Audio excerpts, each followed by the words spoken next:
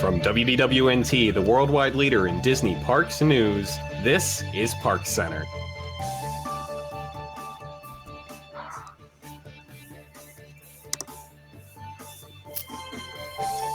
Hello, everybody, and welcome to this week's edition of ParksCenter. My name's Ben, and this is the weekly news show where we go over the top 7 stories from the past week. Joining me on tonight's show, we have Pete. Hey, Sivako! Jill. Hello. Chris. Hello, everyone. And Ashley. Oh, maybe. Maybe? Over there? Yep. Hi, everyone. Okay. All right. We're there. Hello. Wouldn't be a WDWNT show without a little technical hiccup, would it? Yeah. All right. Starting off tonight's show, talking a little bit about the Fox merger.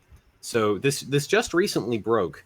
Comcast has put in, I believe, a $65 billion all-cash offer for taking 21st Century Fox, which is enough. Rumors are circulating that it's going to be able to outbid Disney for taking Fox at this point. What is this going to mean for the parks? Like, if we actually lose this to Comcast, like what's going to happen? Well, I don't think this means we're going to lose it. Even though they're coming in a little bit higher all cash, they actually will lose a bunch of nice chunk due to taxes. With an all stock deal, you don't lose that in taxes. There's capital gains taxes, so they get to hide that money until later on. So it's basically the same deal, and I think that's why Fox likes this all stock deal. Plus, they also have in the works that I forget his name, but we'll call him Fox Jr. gets to work at Disney for a certain amount of years after Murdoch's out. So this is not a done deal, even though they're coming in with a few more billion. I think it's a 19% more increase on what we had. They have to pay all. It's all cash, but they have to pay taxes on all that. So every single stockholder will have to pay taxes. So that's a nice chunk coming out. So it's not a done deal.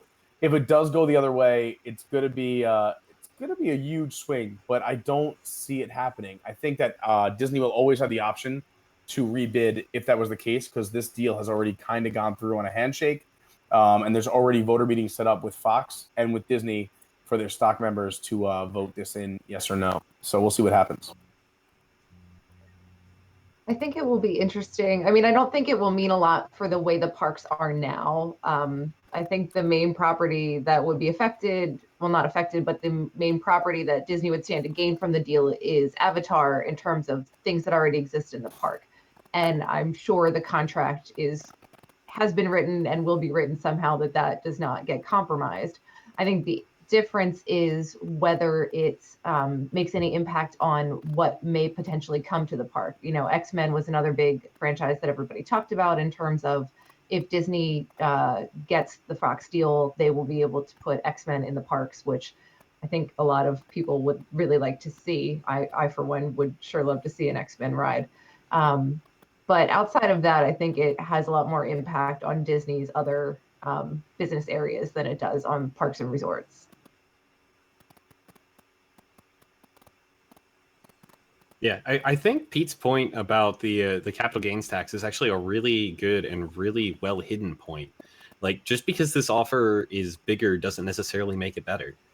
It's kind of a fun point there. Although it is bigger than I think was expected. I think people were thinking more it would be along the lines of a 15% increase, and it's actually more like 19. I've seen estimates a little higher 20. than that. Yeah. Yeah. I would take the getting to work at Disney offer. Yeah, I mean, Fox has a lot more to gain, than with Comcast. I just think as a whole, they get the stock, they can't do anything with it for a little bit, and then they get to see that stock grow with everything that Disney's doing and where they're dominating. And we see it even in the box office, let alone the parks, where Disney is literally just sandbagging themselves. Like Infinity War, sandbag Solo. Solo and Infinity War are still in the box office, and Incredibles comes out Friday. Are there any other movies besides Disney-owned properties in the movie theaters that are dominating the number one slot? This, Disney is killing it. So if I was Fox, give me the guy that's running with the ball. I want to know where they're going next. Yeah, that's totally fair. Speaking of where we're going next, if you were on the monorail this weekend, you were not going anywhere really at all. So we've had even more monorail problems in recent history. Let me flip over to this story. We had one of the monorails got stuck so badly that they had to take the windows out because the air conditioners were broke.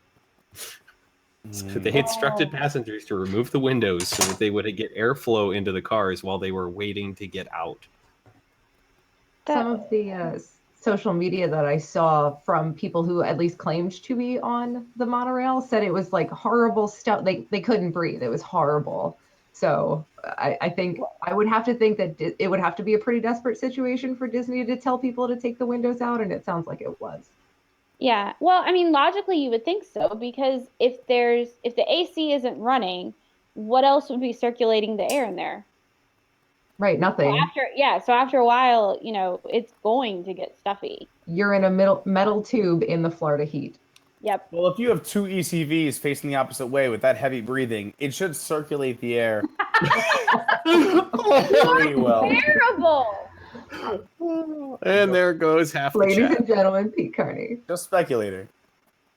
This is just a common thing. Listen, we all know, we've covered this with the doors opening on Monorail Red. We know the monorails are going Which to one had the piece fly off of it? That was Monorail Red. It had the piece fly off. We know that, and another one had the piece fly off. Well, Monorail Red had the doors open. Another one had pieces Blue, fly I off. think. Fly off. This one has no windows. Every monorail's got their own green. personality. They're gonna lash out at mom and dad in their own way. Do we- It's time. They're all, you know It why? is. Because they're all turning 18, 19, 20, or in their late 20s. They are lashing out at mom and dad. It is time for a new fleet. We need new monorails who will listen and be obedient. We're tired of these Time to people. leave the depot. These teenagers and late 20s kids still living at home. Get out. Do we think that this incident might push them to? I mean, I know there's been rumors that new monorails have been ordered. Disney hasn't confirmed anything. Do we think this might finally push them to say, yeah, we're buying new ones?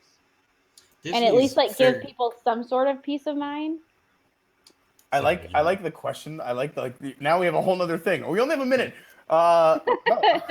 It has to be ordered. Disney's really well organized. They're reactionary in terms of safety. Like, they will fix an issue as soon as it arrives. But if they're going to change the monorail fleet, that's been something that's been planned. They might get an overhaul, but it's just that this has happened in succession with the doors opening and now the windows. If I was a betting man, I would say that these were ordered before the first thing happened. Disney's so far ahead in advance, and they can't be responsive. They have to kind of like bite their nails and say, oh, we would love to say they're already ordered, but we can't because nothing's set in stone. Disney's a pretty smart company, and I always like to give them the benefit of the doubt. That's why I'm a Disney fan. I have a feeling these have been in the works for a few years, and we'll see once they have something like sincerely and concrete, like we can give you in the next 3-4 years. You'll see. I disagree. I don't think Disney ordered these before the door incident. I think there was discussion, but yeah, I don't think they were ordered before the door incident. So I don't think that, and I don't think this incident was significant enough to force their hand on an announcement if they plan to make one anytime. It was time. Your brother Jason said so. That's it. Moving on from that, going around the monorail loop a little bit over to the Grand Floridian. So this topic, we're not going to drone on too long about the sadness in this story, but we're going to go somewhere else with this, I promise. So the Grand Floridian greeter, Richard Girth, unfortunately passed away this week after being with the resort for an incredibly long amount of time and at the ripe old age of 92. This gentleman, he's got some lovely pictures up here from this. Has been a wonderful, wonderful person and a wonderful part of the resort for quite some time. And the direction that I'd like to try and take this conversation in is how just kind of look at this as a case study and talk about like what a cast member, just one, can do to improve people's trips. What stories do you have of some cast member that just made your trip or saved it? Anything along those lines? Talking about saving a trip, the last time when we were down for the 10th anniversary, my mom, and she's going to hate me for saying this, hopefully she's not watching, she lost her wallet in World Showcase and left it at Refreshment Port, and they found it. And granted, I had to run like halfway around World Showcase twice and then back out to the entrance to guest services because they had already shipped it to Lost and Found. but they recovered her wallet with everything in it. And then like 4 days later, she bought something for my niece in France, left her credit card there. And when she figured it out hours later, we went back and the cast member had her credit card and gave it back. So there were 2 times in one trip that they saved our trip, and it would have been like a disaster if she had lost her wallet. And that's like one of probably 20 different stories that I could think of cast members making or like saving a trip for us. I was gonna wait to go last, but I actually had the pleasure of meeting Richard, and I actually went and sought him out because he was such a legend. I'm such like a Disney nerd. I was like, I have to go meet this guy, and I was getting off the monorail going into the Grand Floridian, and he happened to be at that door, and he couldn't have been sweeter. I just said it was such an honor. I saw the blue name tag, and I was like, this is him. He's a legend, and he couldn't have been sweeter. I mean, again, he was a sweet, old man who just loved his job and had a passion for what he did, and he couldn't have been kinder. And that's what Disney's all about to me. It gives me all the feels. It gives me chills. Just that a cast member can make or break any vacation, any day, and or set up a memory that could last a lifetime. So, you're either saving a situation or just you're doing your job and you're going above and beyond. And that's why people keep coming back. It makes the parks. The cast members are the best. And even if you have a cast member on a bad day, I mean, a lot of people don't realize that they're standing out doing the same job, being courteous to thousands of people all day long in the Florida heat and humidity in ridiculous outfits. They deserve all the credit in the world. Yeah, I have to say one of the most fun interactions I've had with, or some of the most fun interactions I've had with cast members is just kind of by thanking them. Like if you see somebody doing something awesome and you're just like, thank you, or like if you see a cast member dealing with an absolutely ridiculous guest and just putting up with that, just kind of quietly commiserating with them, like, what a jerk. Anyway, and just the look on their face of like, Yeah, just how may I help you? Yeah. Like, how much other guests can drive you crazy in the parks. Think of how they must feel when it's their job to stand there and take that. So that alone is like worth, a million awards for everything that they do and what they put up with from people sometimes. I was a cast member at Disneyland, and it always amazed me. There wasn't a high frequency, but whenever you got somebody who was upset, I was astounded. I was professional, and I wanted to fix their day. They spent a lot of money to be there, and you want it to be magical regardless. But I couldn't understand the little things that people would get upset about and how you could be so upset about. Look around you.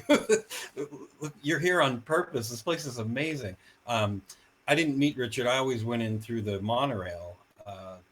But we have a couple of legends out here at Disneyland, and you're right, Pete. You seek those people out. They really help make the magic. Yeah, it's really important and stuff there. So moving on our tour of the entire Disney World here, moving into the Magic Kingdom, and boy, is it crowded in here. We had an editorial up on the website this week about 5 potential fixes for changing the crowding problems at Magic Kingdom. Most of which were based around just like removing stuff so that we have more space. It's not so much about where I thought this article was going to be going with what should we be doing to deal with the people. Should we be cutting things off sooner? Should we be adding more? No, this is just about like basic crowd control things that you could do, things you can change about the layouts of certain areas so that it just feels less crowded and you have more breathing room. And honestly, I think that's something that's probably a little under discussed. Is just the park layouts and things like that. What do other people have to say about this article? Because I found it really fascinating. It was definitely interesting. I was totally behind and on board with at least 2 of these ideas. The other 3, I feel like are a little bit more controversial, or I'm not so ready to just jump on board with. But one of them is getting rid of Magic Carpets of Aladdin to give more room in that whole area. And I don't know, it is an eyesore. I feel like it doesn't fit in. I feel like it just kind of impinges this, old carnival style ride that is nobody's favorite. It's not like we're talking about Dumbo here. It's nobody's favorite. It would make so much space and give people so much more breathing room to get rid of it. So I'm totally on board with that. And the other thing I was on board with was putting the bridges across Tom Sawyer Island to be able to get people out from the dead end where Big Thunder Mountain is. I think that's a great idea. That place is underutilized. I'd love to see it get utilized for something, and if that's crowd control, so much the better. It's funny you said no one likes Flying Carpets of Aladdin, and I've never rode it, but in the pre-show, everyone met my niece. Unfortunately, no one else got to meet her. But it's her favorite ride at Walt Disney World because it squirted her dad every single time they went by, and squirted me as I went to watch them ride it. So I don't know. I thought it was a great article. I don't know. Disney's very smart, and you know what? When you're there in busy seasons, when you have the 9s and 10s crowd size, for all those who know what I'm talking about, you have to expect crowds, and I think they know how to disperse crowds when it does get a little too crazy. Like you see when they open up behind Main Street for the wraparound, for the Not So Scary and some of the Christmas parties. You could do that on the busy days as well, where you have character meet and greets on your way into the park if you divert to the right. And in other lands, there are other ways to disperse people. They also, I think, it's built for these crowds. That's why they built it. It holds a certain amount of people, and if it was more than that, they would need more cast members. They would need more space. So yeah, it's super crowded. But again, when you're booking a vacation, and I get it, I feel bad for anyone who has to work around a school calendar and can only go at certain times of the year. But you have to expect the crowds, and this is why you read wwnt.com to find out where to go and what to do to get your vacation done better and smarter. Yeah, I thought it was really interesting, and like Jill, I was on board with probably most of the suggestions. Although my argument is, okay, you take out these rides or you rearrange this.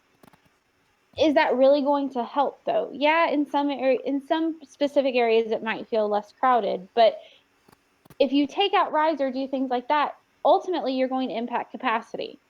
So, are you really making a difference? Because you're going to have, a slightly more of a walking path, but I don't know that it's necessarily going to fix it. Yeah. Moving from Magic Kingdom over into Epcot, the awesome mixed show debuted. Is this actually awesome though? So the basic plot of this, we've got a video up on the website as well, is essentially a Xandar diplomatic envoy has been sent to the Epcat. Ooga chaka, ooga chaka. Because it needed more ooga chaka. They're here to share their music and culture with us, which is, okay, fine, that's in theme with World Showcase. But then Star-Lord shows up and he's like, yo, this music is bad, and you should feel bad. Play Earth music, it's better. And then that's the entire rest of the show. Has anybody else watched the video of this yet? Has anybody I've watched it from 3 different perspectives because I just love. First of all, I'm a huge fan of 3 different perspectives. Yeah, I watch it from 3 different websites. I watch it from ours and then 2 other competitors or other people on the internet. How dare you, Pete? I'm telling. Hey, listen, I like a lot of angles. More angles than Pam. I was ready to hate it. I swear to God, I was ready to hate this. I was ready to come out and be like, why would they put Marvel in the middle of the World Showcase, my beloved World Showcase, where the theming of the countries and this and that. But then I watched the show and I was like, the stage was empty. I walked by, I was there for a quick Monday, Tuesday trip last week, and the stage was empty and it felt so quiet. And I'm so used to festivals. It was the first time I did Epcot without a festival. And I think 20 years. And it felt hollow. Because all these booths are gone, all the festivities and everything else are missing, and then as you walk past the American Gardens Theater, through the America Showcase, it felt quiet, and the stage was just black, and I was like, they need something. And then I saw the show, and I'm not a big fan of bringing Marvel into Epcot, but it was fun. The music is fun. I mean, yeah, they're having a good time. The story is But, Star-Lord comes out. He's like, you guys are terrible. The voices and the talent are fantastic. I do like how, they're playing the instruments wrong because they're not from Earth, and he teaches them how to, turn a guitar sideways or how to play a drum. It's very cute. And it's just feel-good music, and it's nice just to have something to sit down and watch as you're going through the World Showcase. I can only imagine if you're pushing strollers and have the kids or family. It's a great meeting spot. Let's go meet here and see this show. And it's feel-good music for all generations. Sorry, moving on from that over into Hollywood Studios. We got an announcement this week that the annual pass holders will not have to share their toys in September, or at least part of it. Essentially, we don't know the specifics or the dates yet, but what we do know at this point is that there will be some exclusive access to Toy Story Land for pass holders in September.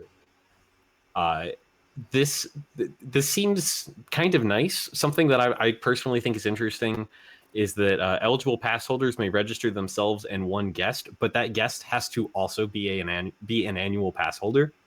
Huh. So that's really not that helpful. Right. Yeah, that's. But what else here? I'm just mad that I already used up all my vacation time before this announcement came out, so I can't go, more than likely. But I think it's interesting. I think it's a good thing that they're doing special events like this for pass holders. I think, they need to do a little bit more, and it's, to show their appreciation. Yeah, I'm curious how many days this will wind up being. I mean, obviously, just one day this would book up like crazy. It seems like you need to pre-register, so they're going to have a limited number of spots. I think there's probably going to be a lot of people that can't get in and probably won't be happy about that. So I'll be interested to see, is this just a couple of days here and there, or is this going to be like half of September? And how do they manage that with all the other guests who are like, oh, but I'm here for 2 days and you're shutting down Toy Story Land the whole time I'm here. So it's interesting in so much as they're shutting it out from the rest of guests by doing this, but it's definitely a nice gesture for pass holders. Yeah. Oh, sorry. No, go for it. I was just going to say, my only guess is that they'll probably do it like midweek. I doubt they do it on a weekend for that very reason. Sure. Do you think that this is going to possibly be like an exclusive extra magic hours kind of thing where you have access to the land for like 2 or 3 hours, either before the day normally starts or at the end of the day, and you get to go in then? I think it will be the wording and the verbiage almost makes it sound like that, where we're going to do something special for you, and then they almost apologize to the I don't even know what the lower levels are in AP, but they say like, we'll do something special for you too because you're going to miss out on this opportunity. So I think that this is going to be something special, but this is them making up because they're going to have to open it hard press. This is like Frozen Ever After. They're opening it hard press the day of without any soft opening, and that's usually when the pass holders get to go, and they're behind the 8 ball. So they're like, oh, we'll give it to you guys in September, After the busy season's over. 3 months after the busy season's over. Yeah. No, I mean, short amount of time makes sense, 2 or 3 hours, because really, if you have limited access, how much more time do you need to do 3 rides? So a whole day does seem totally unnecessary. I completely agree. And finally, our last topic for the evening is going to be about. So I swear, glamping is not the name of a new plant from Pandora. I'm so excited about this. This is such a neat thing. So ever since I first went to Pandora, I've really wanted to just like spend the night there and just camp out and look at that. And for 2 lucky people, you will actually have the opportunity to do this. Apparently, this is called glamping or glamorous camping. And what you'll be able to do is camp out inside of Pandora. Like, look at that. I'm going back and getting on that good freeze frame. Look at that. Isn't that just amazingly beautiful? My goodness. I'm so ticked off that I can't pay money for this. Hi, Disney. Oh, just wait. Carney. The reason I like to go glamping is it's me here on ParksCenter. And I feel like I really deserve it because, no, I'm just kidding. This sounds amazing. I want to send this video in. I wish I could have done it right here on ParksCenter. It sounds amazing. I mean, they're going to get so many videos. I read like all the rules. I'm like planning it out, like deviously, like, all right, how can I do this? And how many friends can I get to do it that will bring me? It sounds amazing. Obviously, this looks like another promotion they did way back when. We're going to run out of time. But anyway, this is something I think that everyone would love to do. It promotes Pandora. It promotes Disney. Who doesn't want to spend the night in any Disney park? This is the Cinderella's Castle of Animal Kingdom. Unless I could stay a night in Everest, I would do that way before this. But anyway, or on the safari. But I digress. Go ahead. I'm just going to say real quick, I don't think you want to camp out on the safari. The animals might get to your tent. Yeah. I am an animal as well, my friend. Fair. I just, and I hate to say this because it's like, oh, contest and Disney is giving away this really cool thing, but I just feel like they're really making people jump through a lot of hoops to get there. And it kind of seems like, okay, you get to glamp in Pandora, but you also have to make all these little videos and basically kind of do a little dog and pony show for us in return. So it's like you're not getting something for free. Like they're definitely, and it I don't know, it kind of bothers me that it's like you need to be this social media personality to even be able to win. Dog and pony show, it's a 1-minute video and everyone has an iPhone, Jill. It's a fun thing. Who cares? No one's doing a dog and pony show. Everyone has an iPhone. It's fun and exciting. It gives kids a good time to say, I want to camp in Pandora and make them dream and imagine. No, but like if you win, you have to do stuff. No, you have to be recorded and with your smiles and be in a commercial. Whatever. Oh, it sounds like it sounds terrible. Well, you're eating all that free food. Oh, this is so terrible. Oh God. Some of us aren't as comfortable just, putting it all out there like you are, Pete Carney. It could take decades for the novelty of something like this to wear off, but we had something similar at the San Diego Zoo where it was at first very, very privileged, and then now you can just pay a little bit, and actually it's kind of expensive, but it's well worth it. Animal Kingdom might do the same thing. After a while, they could just open it up, and it's like an extended magic hour as long as you buy the extra ticket, but it'd still be very limited. But this is like building an in-park resort, except you don't actually have to build anything. Yeah, would you like to stay at the Animal Kingdom Lodge for $1,200 a night, or stay in Pandora for everything you own? I would do it. Why not? Yeah, pretty much. So the moral of the story is Disney, shut up and take my money. And on that note, we are going to be ending the show for the night. Thank you, folks, for watching yet another edition of ParksCenter. We will be back again next week. If you are interested in more Disney content from us, we've got See You Real Late coming up tomorrow night. I believe that starts at 10 o'clock. Is that correct? Somebody double check me on that. I think it's 11. Oh, it's 11. I'm sorry. Starting at 11 p.m. for our Wigs members. If you are not a Wigs member, I highly recommend you go check that out at patreon.com/WDWNT.